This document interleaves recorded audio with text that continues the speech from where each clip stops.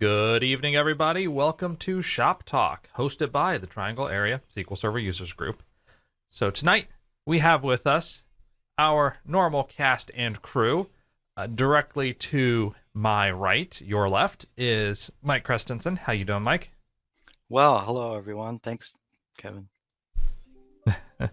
And directly to my south, which is strangely enough your northeast. Cardinal directions don't work today. Mala, how you doing, Mala? Good evening, everyone. Doing all right. All right. In case this is your first time with Shop Talk, quick idea. Shop Talk is a chat-driven Q&A type of session, basically a way for a little water cooler discussion, a little bit of questions and answers. You have questions, we might have answers.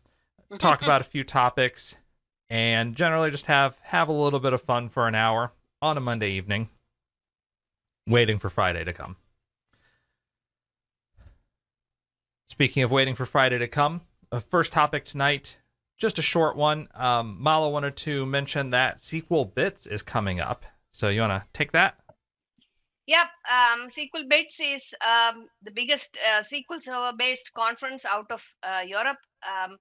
And it is my first experience with it. So that's the reason why I brought it up. It's not a free conference. It's a paid one, but very professionally run and a great lineup of people. So if anybody has a training budget, I would recommend spending it on them. They also have a virtual option. You don't have to fly to London to attend. We'll post a link here in a second. Oh, already got it. Yep. Oh, okay. Good. So that is the registration link.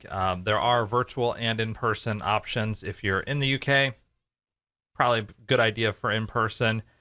If you're not in the UK, you can be remote. Yes. London or bust, says Anders. Bust is probably more likely. So they're planning on a grand in-person event, but the way things are going with London, I'm not too sure how that's going to pan out. But it might work out well.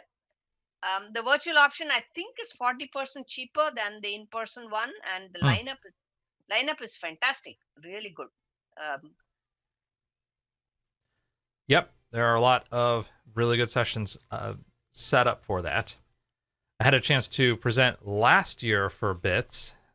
I wanted to be there in person, but that was the one that they ended up having to do entirely remote. So I've never actually spoken in person at SQL Bits. That's one of these years, something I'll try to change. You did make it to Norway, Anders. That's fair. That's fair. You had to hijack a plane to do it, but, you know, you do what you got to do. Oh, Eugene. Yay. So the next topic. Oh, go ahead, Mala. No, he said Eugene, so I'm asking, what about Eugene Mightiger? Yeah, he's on it with you. Yep. Oh, Eugene's... okay. You're looking at the bit schedule. So I'm looking at this chat and wondering, I don't see Eugene here. Why? Okay. Sorry, my bad. Okay, yeah. Random comments. Yeah, sorry. Yeah. Just did a SQL Data Partners podcast recording earlier today with Eugene. He is alive. I can confirm proof of life. I get his emails all the time. I get his 5 email. A submarine to sneak past border patrol. I could see that. Or you just give him a little bit of let me in gift, if you know what I mean. French or Australian, as in submarine. Yeah, it was a reference to the big row. The hullabaloo, yeah.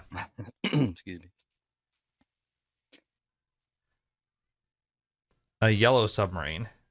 I don't know. Nice. Well, it's London.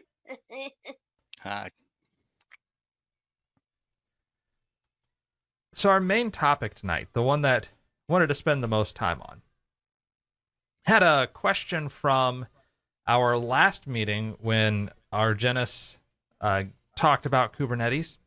And this was a question that wasn't quite related to the topic, so I wanted to save it for Shop Talk in the hopes that we might be able to share some thoughts, especially because this is exactly the type of topic that works well for Shop Talk, meaning that we can extemporaneously pontificate without having to do any research.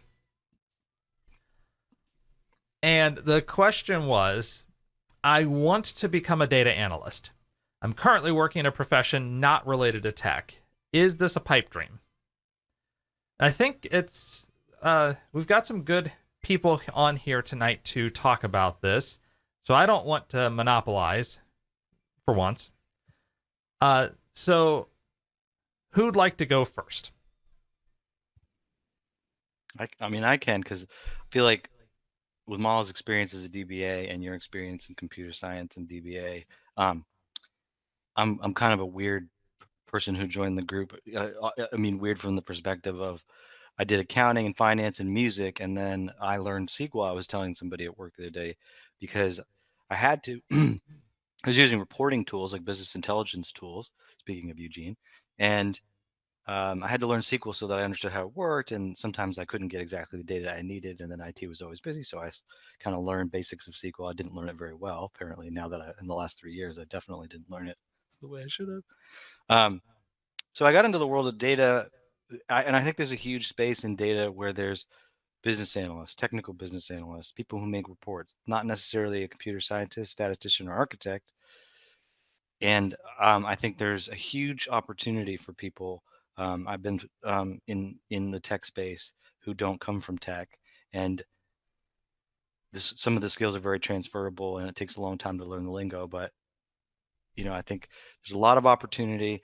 We see a lot of people who are teachers. Like I've seen math teachers and STEM teachers kind of move into the data field. And other professionals that kind of learn different tools over time and been interested in it. Like, so a lot of healthcare professionals that I work with are RNs, and they get like a master's degree in informatics. And so they, have science training, but then they learn some of the IT training through some of these advanced degree programs. So yeah, I think that it like super, you can do programming as a superpower, and I think the BI and intelligence space is very good. I think that I don't think it's a pipe dream. I think that it's not easy to get like some of the. So Mala was mentioning one of the surveys earlier before we started, and some of the high salaries with lots of experience, and you're designing databases, and maybe that's not feasible when you're doing a career transition, but being like a business analyst for software projects or for business intelligence projects is certainly feasible, I think. So I'll pause and let others speak. What So would you say, Mala? I certainly agree with Mike that it isn't a pipe dream at all. I would caution though that depending on how old you are and how much experience you have in um, you know in whatever else that you're doing, analytics that you're doing, person was doing data analysis, right, Kevin? That's what That's what the person wants to become, yes. they want to become, a data analyst, but they're doing something else. Yeah. Don't know what the exact profession is today. Right. If So the yeah. person is in chat, we'll see. So yeah, depending on your age and depending on what else you're doing, and I would like to say all career transitions are best done when they have overlaps, like how you can switch tracks from what you're doing into a new line. Preferably have have some overlap there. Like I recently signed up to go back to school for my masters, and it took me a seriously long time to research and find out what I had to do, and I finally settled on a masters in strategic communication, mainly because the way I was able to justify it in the letter I wrote to the school was that they had a module on data analytics and data related decision making. So I said I have experience working with data for 20 some odd years, and I know what is data based decision making and such. I can speak to that pretty well. So like that, I mean, it's just the kind of what how can you find an overlap between what you're doing currently into the new line of whatever else that you're trying to do, and then try to do a merge like that. And age certainly matters. I really hate to say it, but tech is a somewhat ageist ageist line of work, and people who are younger than you might end up knowing a whole lot more than you do in a much shorter time than you do. So some people struggle with that. I know I certainly did, but I started a very long time ago. I've somewhat come to terms with it. So consider how old you are, consider how much of a learning curve you can afford at your age into whatever else you're going. Don't, there is something, my friend Joe Sack, who works for Microsoft, often has the saying that he looks at how steep the learning curve is and how much energy he has to climb it. So look at that and, see if that is really right for you. And if you have the energy, if you really think you can do it, then go for it. Find something that is in common with what you're doing currently, that has a data element to it, either at the place where you work, either at some place you volunteer, or any such thing in community or anything, and start there. That's what I would suggest. And absolutely doable. No reason. Yeah, Right? yeah, that's really good advice. Now, unfortunately, like Anders points out, Joe Sack is no longer with Microsoft. He's actually now at MongoDB. So Slava, Really? Oh, well, I need to call him. Okay. yeah, Slava I must have didn't hear of stolen it him and away. I am not pleased with Joe. I'm going to call him. Okay. Ever since Slava Oaks went over to Mongo, I keep saying, in 3 years, I'm going to stop being able to make fun of MongoDB. So Anders says, in 2016, I trained a guy that had a master's in chemistry and worked as a chemist for BASF to become a DBA. This kind of stuff happens. One of Mala and my coworkers he's brand new to computers. He actually came in as an intern, brand new to programming, came in as an intern after probably 15, 20 years in some other field. And now he's a software engineer. So it's certainly a field that you can transition into. Like Mala was saying, it is a lot easier if you have the ability to start that transition while you're at your current company. So, for example, if you are an accountant, going with Mike's example, then there are some natural points where it can make sense to learn about SQL. If you're working in say, manufacturing, then being able to build some reports, do some of the type of analysis that you'd like to do as a job. And if you have a manager who is supportive of the idea, then life does become significantly easier. You could have that manager give you some cover so that you're able to work a little bit on this analytics project and you're able to start building up some skills. It could turn into an analytics job within the same company. So it doesn't necessarily mean you have to leave the organization to get this job. It could even turn into kind of a hybrid role where you're working in data analytics while still kind of in your own role or in your own group. And that can work out over the long term. Again, if you have a supportive manager, if you have a supportive organization, and if it makes sense for this to be the case. It does get a lot harder if you're in a field which is totally unrelated to analytics, or Right. if you are entirely blocked off from doing that kind of analytics. So, classic example, you're working at fast food, and if you're, say, a cashier, there aren't really going to be many places where you'll be able to get in and within your role perform any type of analytic operations. This is going to be much more difficult for a person starting off, but even in that case, there may be possibilities. It's just that your road is going to be a little bit harder. So again, within the organization, there could be roles for analysts that are available. Companies do like to hire internally, and Right. if you have that sort of external experience, Mala mentioned a degree program. This is a case where certifications can possibly make a difference. If you're not in a field at all, at least the certifications show some credibility to your statement that you wish to be an X. Right. This is where coursework, if you're going through a program like Data Camp, Pluralsight, or one of the dozens of other online services for this sort of training, these will help you build up some of the skills. Working on open source projects can help you build up some of the skills and kind of make up a little bit for that lack of experience. It's still going to be uphill. You'll have to find a place, a company willing to work with you. This is where hopefully within your organization, you will have some ability to transition into it, because at least then they know, oh, this person's been with the organization for 10 years. You know, they have a lot of subject matter expertise in these areas. We've seen how they work. We can talk to their managers and we can talk to their coworkers and get a good feeling that this person does fit. There's much lower risk.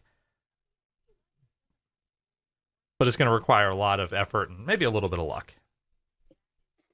Yeah, I would say too, like I've spent a lot of time outside of work learning, and I think some people at work are kind of like, whoa. And the amount of effort I've seen Mala and all and Kevin and others that have, blogs and are constantly learning, it does take quite a bit of effort. And I feel like if you have interest and aptitude, like I have had somebody who worked really hard, was really smart, and we hired them onto our team to do analytical stuff. And they really didn't have the aptitude, and it stressed them out to no end. Like it was very hard for them to use business objects and write reports, and didn't really get it. And we were trying to explain inner See, joins. the And people in my experience, the yeah, people I have seen who end up being that way are those who think that this is the right line of work because it pays well. right. And I realize the importance of money. And we all need money, absolutely, no doubt about that. But you go into something just for the sake of money and you have zero aptitude for that, you're going to end up frustrating yourself and everybody else around you. And I've Yes. seen that with a lot of people. They think it pays grand, so this is the right thing, and they get angry if you tell them that you're not the right person for it. So, I mean, to me, my personal take on this generally in life is that there is no such thing as doing something just for money. You, you you might be good at it initially. Over time it's going to work out poorly for your health, for a number of other reasons. Yeah, and that's an assumption that I was making about the person who asked the Yeah, question, that Yeah, yeah, the statement that I want to become a data analyst is because you want to become it, not I want to make the money that a data analyst makes. right, And I think Anders puts it really well. If you don't have passion for IT, don't do IT. Yeah, right. there's That's wholly correct. Yes. it's a high stress, highly technical field where a lot of stuff can go wrong, and you're not going to get nearly as much credit as you think you want. Um, you're not going to get the nice bonuses that salespeople get. You're not going to get the weekends of never having to think about tech that most people at a company get. Eventually, you'll wash out. Anders mentioned saw too many people during the .com boom do it just for the money. None of those people are still around. Hmm. Yeah, they've all gone off to do something else because there's a lot of effort that you typically have to put into this field. I mean, put it this way. How many shop talk type programs are there for accounting, for finance, for sales, for HR, for marketing? How many people put in dozens of hours a month outside of the office, not even for the purposes of work, just to further their craft? And that's where you get to software as a craft, because a lot of the people who do that kind of thing, who do put in a lot of hours of training, typically tend to be in craft work versus industrial or office work. Yes. And that's where you get to this feeling of software as craft work versus as meat widgets churning out code product. right. And if you want to be meat widget churning out code product to receive lots of money, yeah, it's probably not going to work very well. So, not to belabor the point, I just wanted just one quick success story. So I think I'd mentioned this. I might have already mentioned it. So his name is Salamander on Twitch. Worked at Duke, financial analyst, or not financial analyst, financial counselor for patients. Wanted to do SQL. Work wasn't really supportive of it. Did it on the weekends. Anyway, I had encouraged him. It was a personal decision, like, because it cost money, but he went to coding boot camp. He sent me this long, great thing about how much he's learning, and he's got, a company came in and paid for his code school, which is not, I would not say that happens for everybody. And we had talked about, like, well, maybe they have a cap set, there's pros and cons with that, but learning a ton, front end, back end, and not going to be a quote unquote a software engineer, but able to do testing and able to do kind of a rapid turnaround. And there's tons of people that they need at businesses. So there are ways to do it. Coding school is an option. Can be expensive, but if your life is in the right spot, and it makes sense, people have had good success with some of those. Yeah, it's a possibility. I'm a little bit more negative on the idea, just because by the time you're done with it, generally the way that you pay for it is you work at a major loss for a couple of years, and then so you work essentially for the company that pays for the training, and you're making a lot less on the market than you would otherwise. Right. So that lower salary also can hurt the prospect of future jobs, given people Yes. tend to look at, well, how much are you making today in a determination of how much do I want to pay you versus what is your market value, because that's the thing that matters, not how much you made at the last job. Yeah. So it's a sort of a risk that can pay off, or not, like what Kevin said. Like just yesterday, one of the SQL Server MVPs, Randolph West, he was talking about how he put down money on immersion events when Kimberly and Paul Randall started them. This was like 11 years ago, the one that I attended and Tracy attended too. He, for us, at least for me, my company paid for it. I didn't pay a dime, and I could not. Mm-hmm. It was out of question for me, and like seriously expensive stuff. But he and his spouse, they took a loan. They took a risk. They said, this is good. This is the best training on SQL Server that we can get. And if this doesn't pay off, nothing else will. So they took a big chunk of money out as a loan, and he attended the whole training. I mean, I went just for a week. Tracy and me went just for a week, but he attended the whole 3 weeks of it. In those days, they used to do them one after another. That is one on HADR, one on programming, and one on DBA or that kind of stuff. So he attended all three of that, and guess what? 11 years later, he's long paid that off. To him, it worked out perfectly well. So it was the best decision that he could have taken. He was telling about it yesterday. So Yeah, and there's that is something that nobody else can say if it's going to be right or wrong for you. It's up to you to do it. Something, you want a big chunk, drop a big chunk of money on training and step into a new line of work. Like boot camps are another thing. I'm personally not at all a fan of boot camps. I think it's a lot of learning crammed into a short amount of time, and the speed at which you learn it is the speed at which it's going to exit your mind. That is my experience with it. But there are people for whom it seems to be working out. So that kind of decision is a personal one. It depends on how your learning style and your risk that you want to take at your age in your life. So it's hard to speak to it one way or the other. But I agree with what Kevin is saying, that if you bank on your company to pay for it and you take a lesser salary, then that's going to be like a sort of a domino effect for some time. Yeah. Yeah. Let me catch up a little bit on chat here. So Anders mentions has a friend who retired at 60 as a pilot, went on to become a surgeon, and always felt locked into the pilot thing, made too much money to quit doing it. The golden handcuffs problem. Yes, there is a point where if I need to transition to another job, I know I'm going to make a lot less money because I'm at a certain level within my field. Mm-hmm. And this can be difficult for hiring managers as well to accept that this person is really going to work. Like if I, for example, said, you know what, I'm done with tech. I'm done with database development, done with whatever it is that I do. I want to help unload trucks.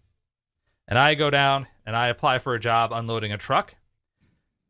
They're probably not going to hire me because they'll look, how much did you make currently? You realize you're going to make a lot less money at this spot and assume, well, this person's gone.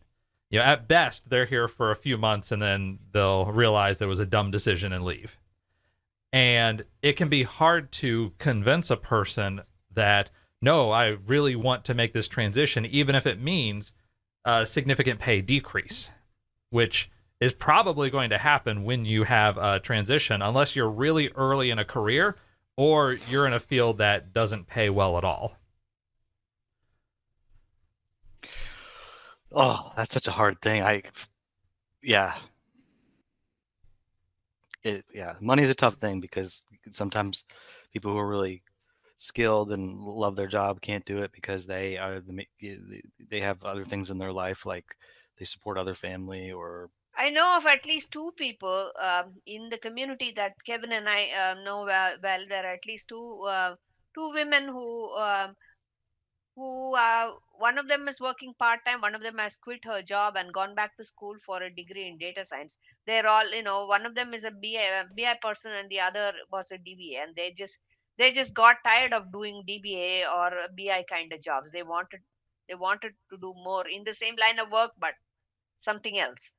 And that again is a big decision because data science degrees are not cheap. True. Yeah. All right. So Andrew says, unless you're like me and toss resumes with certifications in the trash. In fairness, as a hiring manager, I do not prioritize certifications at all. I don't go that far. However, I do deprioritize them because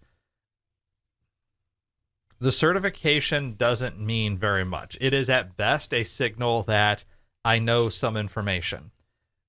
But I don't think it's a great signal. It's really easy to get certifications, like especially Microsoft ones. All right, I'm going to go memorize some questions for a couple of days, go take the exam, and boom, I now have this certification. But that's not going to help very much. So, in fairness, though, there are ways to screen those people out during interviews. And that's why I don't strongly deprioritize certifications. I just don't see it as a major benefit. Where it can be a benefit is for people who are very early in their careers or who are making this switch to show some indication of seriousness. Where if my entire resume is that I've been working at a meat packing plant and I'm trying to become a data analyst or a database developer, at least this shows something. Similarly with open source projects that I'm involved with other coding samples, portfolio type of work, at least it shows that I have put some effort into making this a career choice. But that's about as far as it goes because the MCM is no longer real. It's no longer around. Mm-hmm. Yeah, I mean, you nailed it. I think like if you want to get a job for like Cisco and you're young and or if you want to get a job at SAS and SAS is super competitive, it might make sense to get SAS certifications, like just as gravy, like you obviously have to have the skills. Yeah. Also from Anders, I would have worked a lot fewer hours in the last 27 years if I'd stayed an underwriter. True. But then you just change jobs every 15 months until you get where you want to be. Right. So that was around the point of making a lot less money. Yes, that is something that is a lot more acceptable today. Even 10, 15 years ago, people would look at it and say, why can't this person keep a real job? What flaw does this person have? Now, with the average job expectancy being about 2 years, and companies have built around a job expectancy of 2 years. This is why you don't really have a chain that you can move up in a company. If you want to grow, typically you have to move out, either out to another subunit within the organization or out to another company.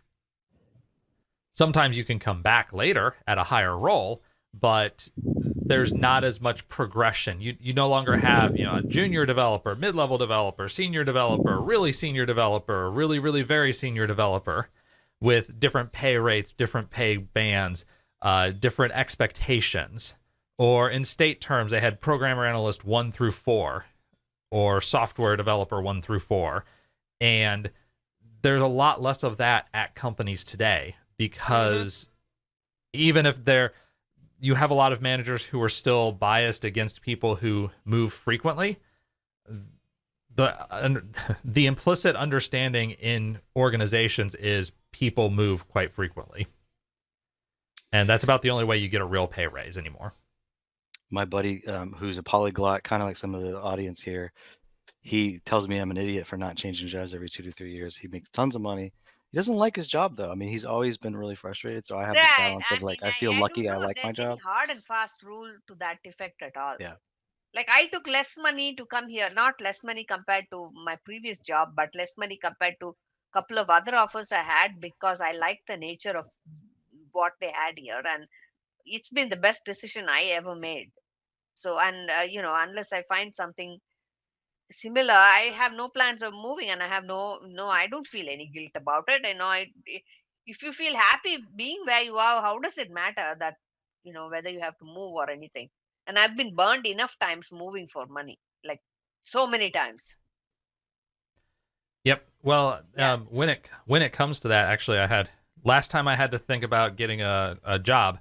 I put together a spreadsheet with all of my the valuations of different benefits, the valuations of different criteria, and I kid you not, the ability to wear shorts and a t-shirt to work every day was worth $15,000 to me.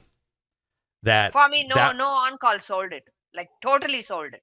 Yep, no When, on call is worth money. Yeah. I've done something similar. I'm like, it's 27,500 for me to be happy. Yep. So there's sort of a there are criteria, and it's not just salary. It's about total Right. value. Right. But salary plays a pretty significant role in that. Of course. Yeah.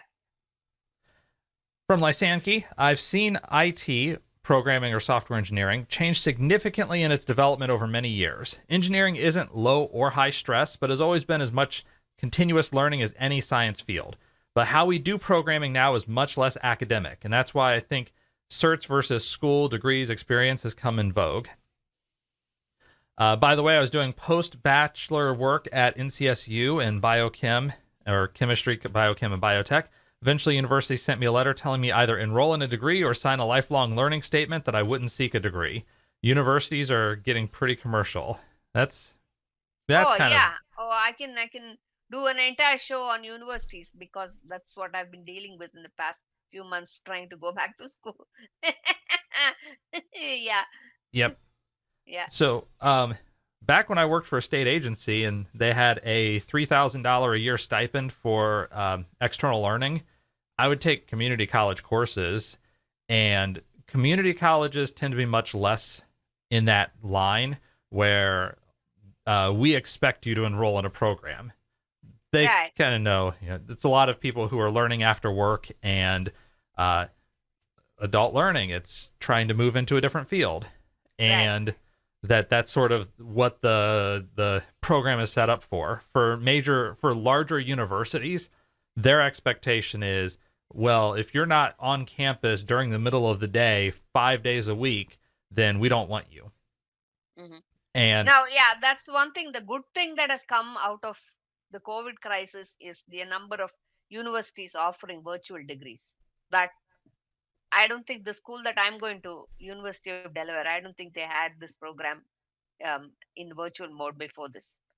So I don't know if this is going to last, just like telemedicine and several other things. But right now, it's a good thing.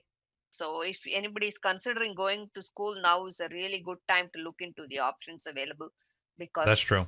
because of virtual options. They've gone up like exponentially. And Yeah. Literally, enrollment's down 1 million across the country, so right. more spots. Yeah. Yeah. Now, as far as programming being less academic today, I think that's a fair statement. But I would put that date probably sometime in the 90s. I'd say the dot-com boom was probably about the point in time in which programming was less of academic endeavor and more of common, something that a lot of businesses could easily adapt people into and gain value from. So that's probably about the point where that world changed. I think there is a lot of value in academic computer science. I do not at all regret having spent a lot of time in that field, but I am also an egghead, so that will play into this. An Uber driver who was a data scientist on the side. So I've Okay. ridden with that Or is guy, it the opposite? and an interesting tip is that his Uber vehicle was a Tesla, which is which speaks for how much the guy was making. And he was in it. I gave him even back then. I even told him details of our meets and how the data science meetup group and all of that. I don't know if he attends and if he's a member, but he Hmm. was an interesting person. That was his way of learning how to get around town. So he was new to town. I forget where he was, from California or someplace like that, I think. But his way was to make a little bit of money and learn to get around town um, by being a Uber guy. What's funny is that I think I may actually have also gotten a ride from this guy at one point. Possible. It's possible. Yeah. So Andrew says, I started my MBA. The person doing it, you can start at X dollars with the MBA. Figured I could take a 50% pay cut. Yeah. Even if long term, if the money is better, short term, probably taking a cut. Oh, okay. Anders clarifies, if the certs are at the top of your resume, then it's going in the trash. And yeah, I can understand that. Again, if you are in a field that is totally different, then putting the certs, I'd still put the certs down below work experience. And in that case, that's probably a good scenario where a cover letter could make a lot of sense. That this is what I do. Here are the things that I have done to show that I'm interested in this field. And also, especially if you are getting into an introductory field, cover letters can make a difference. I wouldn't say they make an enormous difference, but when done well, when personalized, customized, and if it if it's that you're going for this job and not a job, that's where a cover letter can make sense. If you're just putting together a form letter, you copied, pasted, replaced the company's name, cover letter's not going to make any difference for you.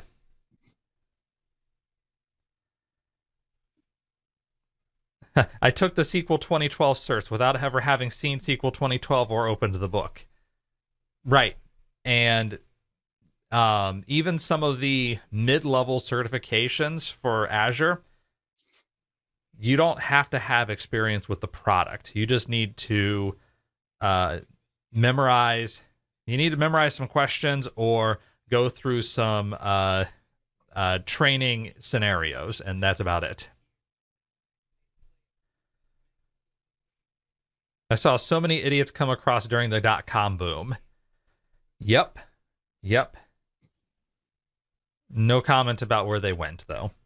Well, the dot-com boom was kind of.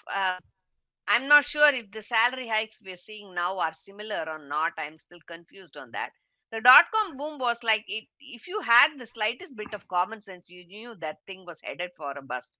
You knew that that could not continue in that manner anymore. I mean, place where I worked, it was like we had a sunroom where people could relax between 2 and 4 in the afternoon. Nobody worked. You went and sat there and read, novels, and you had free latte, like a Starbucks on site that would give you unlimited lattes for free. Like that, the company paid for it. That kind of stuff is not going to last for too long. It was bound to head for a collapse at some time, and Um, that's what happened. I remember because given my age, I came right out of school in '98, so lived right through that, and I had a buddy at work who had left Tufts. He was in computer science, and I think the number I remember at the time was like he left school for 2 years and he got paid $85,000 a year in 1999 or something like that, or in 1997 and 98. And it was like so much money. I mean, that's 20 years ago. Like he was just like, yeah, I just left school for like 2 years and I just made a ton of money and then I went back. I was Yep. like, wow. So he has a very good career now. He's a smart guy, but like he benefited from it in a big way, and then just just went back to his normal life. Just went back to school when it collapsed. Yeah. What the company does can be worth at plus or minus 25K. Yeah.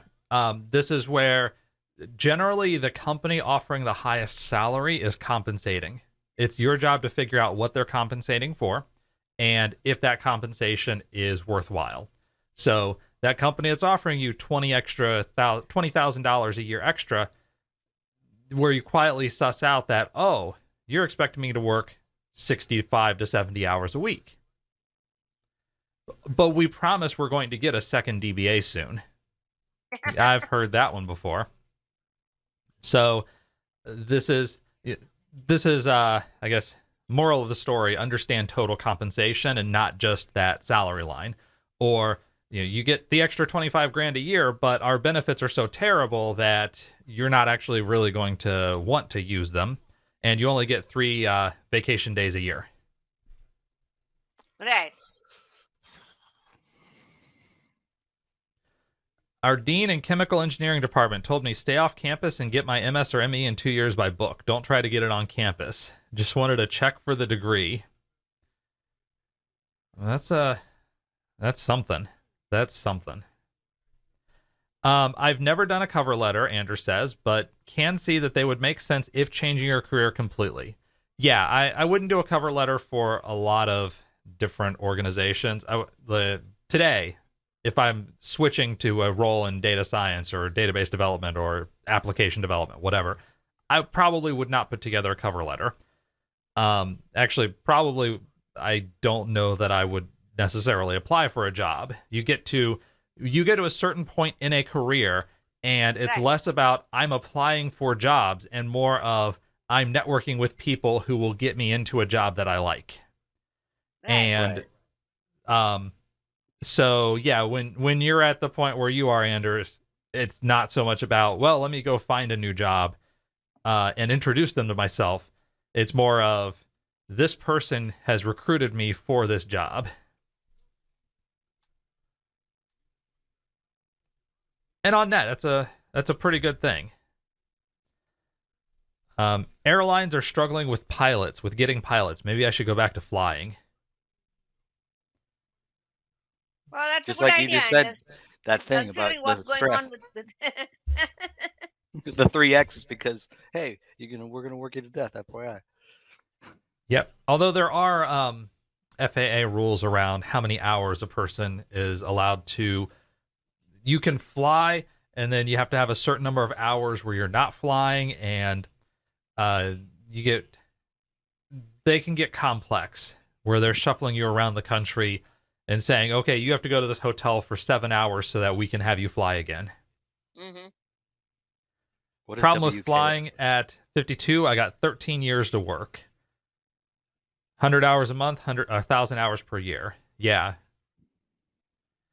So it's not necessarily the hours themselves, it's the stress around all of the flying and Right.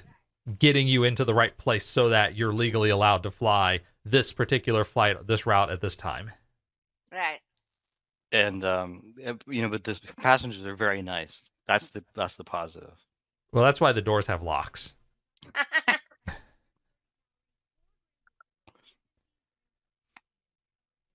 So I think we caught up on chat. That's good. It seemed like there was a lot to catch up on there. Trust me, I wrote software back in the 80s to calculate if they could fly. Oh, I trust you. Yeah. I trust you. there are a lot of complexities around that. Every once in a while, you'll have a flight delayed because the crew couldn't get there in time, and they have all of the crew members there, except that one of them is going to roll over if they actually do get on the flight. This is especially for long haul flights, like if you're going Right. Charlotte to Seattle or something, and oh well, the co-pilot is going to go over hours, so we have to wait for a new crew to come in.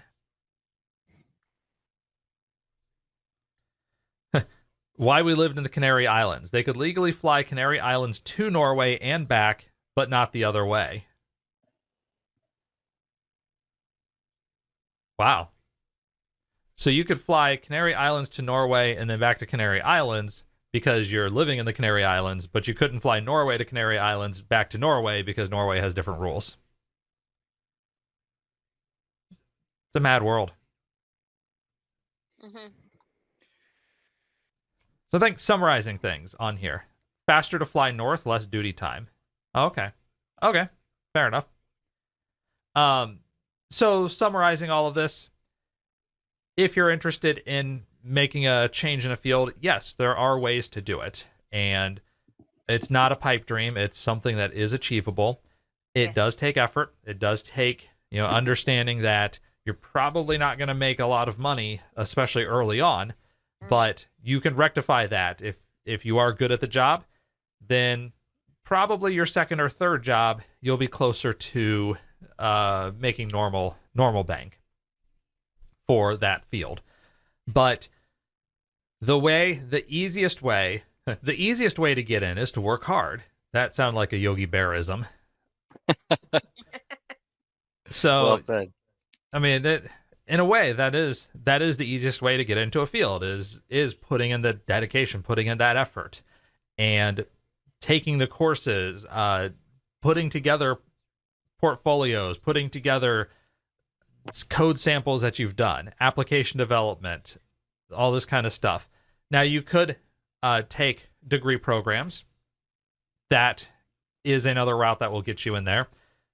Depending on your age, if you're in your 40s or 50s, a degree program is a lot harder to pull off. Generally, you have other things to take care of. You have people that rely on you, and whether that be parents or children or whoever.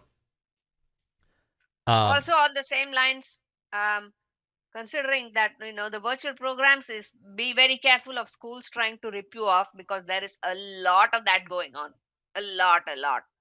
Oh yeah, So yeah, really consider if whatever degree you're signing up to is worth the money you're paying. I would not get into a second mortgage if I could. It may not be worth it. no, Yeah. no. So yeah, that especially for something like software development, something like data analysis, data science is a special case, especially when you're talking PhD level or good master's program level. That's an exception strictly because, going back to something that Lysanki was kind of tangenting on to Lysanki's point, in that world of data science, there is a lot of academic requirement to be good at it. Yes. So you can get by without it, but it's a lot better if you have that detailed statistics background. And the place where you're going to get that detailed statistics background is either in academia or in a industry that depends heavily on statistics. So, if you're in biotech, or if you're in pharmaceuticals, the military, if you're in one of those industries where statistics usage is heavy and you're in a field where you're doing that on a regular basis, frankly, even then, you probably still need the academic work to really understand what's going on. Exactly. So data science, there's the schools that are really pricey. Unfortunately, they also happen to have the best programs for it.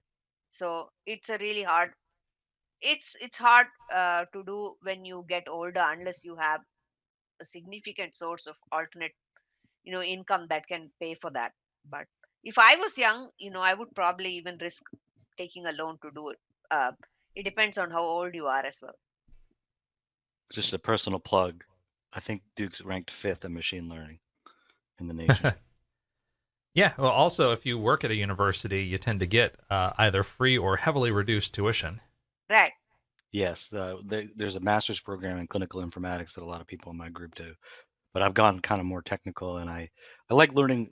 Like Mala had said, I really like that what you said. Like my learning style is different. I take these classes one at a time, or I go slowly through one of the certification books, or I did go to coding boot camp, but it was the mini one. It was like a week, and it was like CSS, HTML, and JavaScript. Mm. And so I actually made a website last week for work, so that was kind of fun.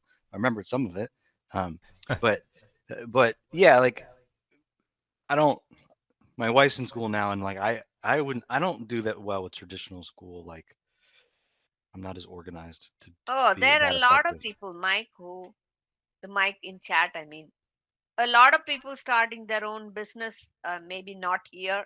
Uh, the three of us are salaried people, but I think, there's plenty of people who are into that. Plenty in Yeah, the, and yeah, I will second that idea that if you have an entrepreneurial spirit, right, absolutely go for it. yeah, Um, there are certainly challenges.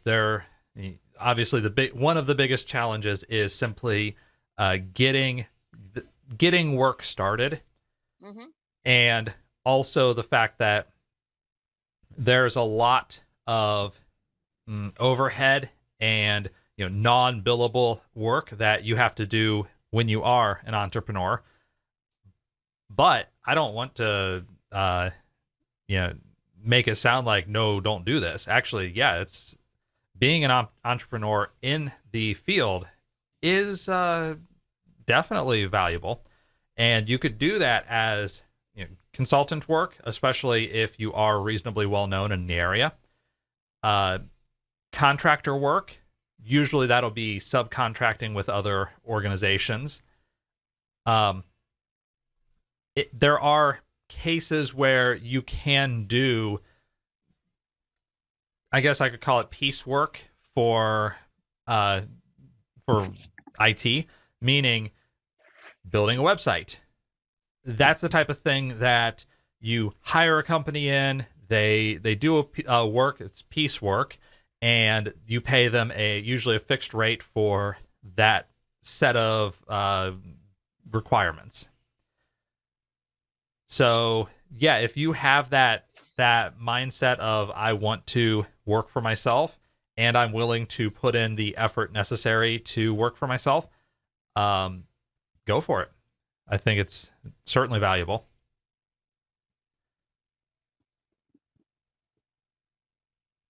Might also be, I guess that's the easiest way to get into data analysis is to go to work for yourself as a data analyst. It hmm, is probably one of the most difficult ways to get someone to pay you for it, though. yeah, Not consulting, trying to do the product route. That's another route, yeah. And in that case, now you've built a software as a service or installable software, or you've put together some hardware product and are trying to sell it. Absolutely. That's, again, if you've got something that you think you can succeed at it, I want to encourage people to do this. So right. I think, yeah, that uh, Steve Gibson is who Mike's talking about, the Security Now podcast, who created SpinRite and a bunch of Yes, other tools. Yeah. we buy that at Duke, and I listen once in a while. Those are long podcasts, but it was Log4j. I listened to the whole thing. It was great. That podcast is funny. It started out as 10 to 20 minutes where Leo Laporte just had a little segment with Steve. And then by 50 or 60 episodes, it was up to hour and a half. And then it got to like 3 hours, 4 hours long for episodes. Eventually, I had to stop listening because Yeah, I didn't have that many hours in my day. right. I listen to like 2 or 3 a year when he's like got some good stuff. Yeah. I want to get a PhD in computer philosophy. I'm going to give him one right now. Hold on. Granted. So congratulations, Dr. Anders.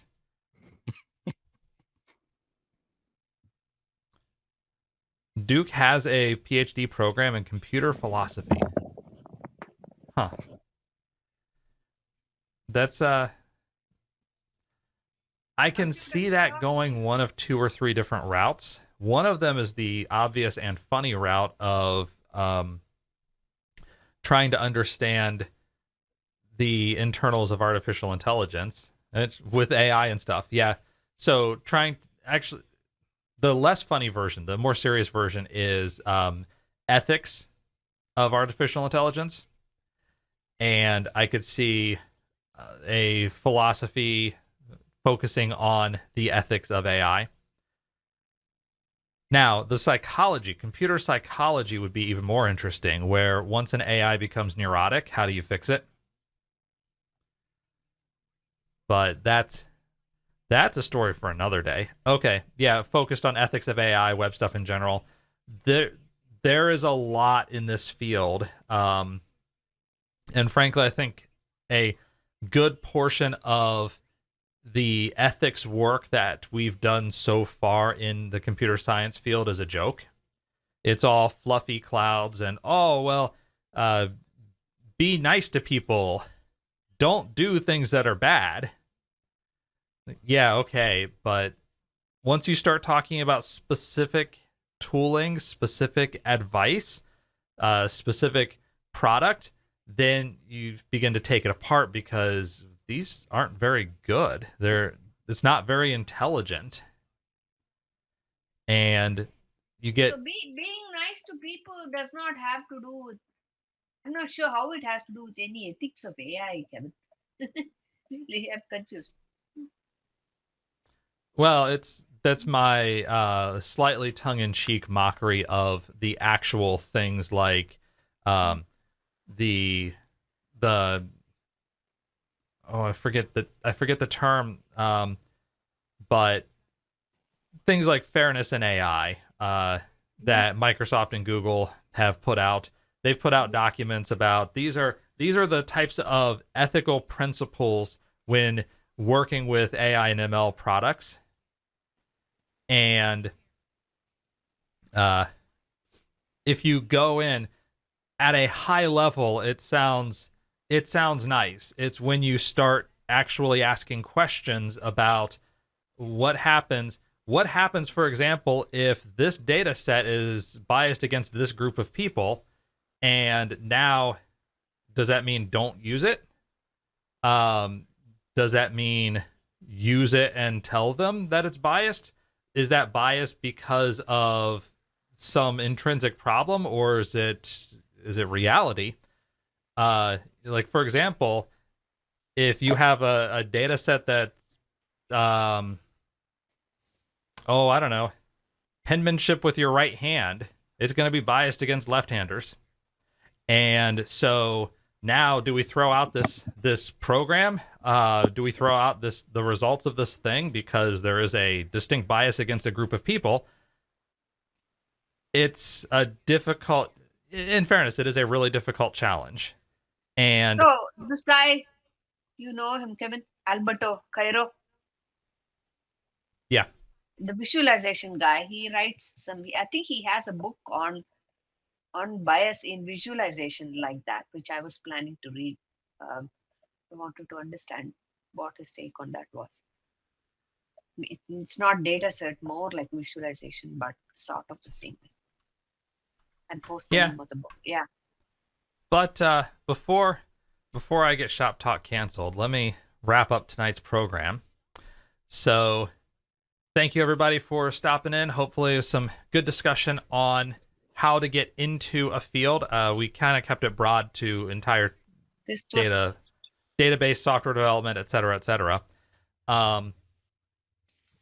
But hopefully it's interesting. If you have other questions along those lines, shoptalk@tripass.org. Hit us up, and we're happy to talk about it on the next episode of Shop Talk. In the meantime, tomorrow we have the main meeting for the user group, and we have William Assif talking about what's new in Microsoft Docs, how to become a contributor to that, and hopefully we'll see you there. So in the meantime, everybody, have a wonderful Have a evening. good night. Good night. Thank you.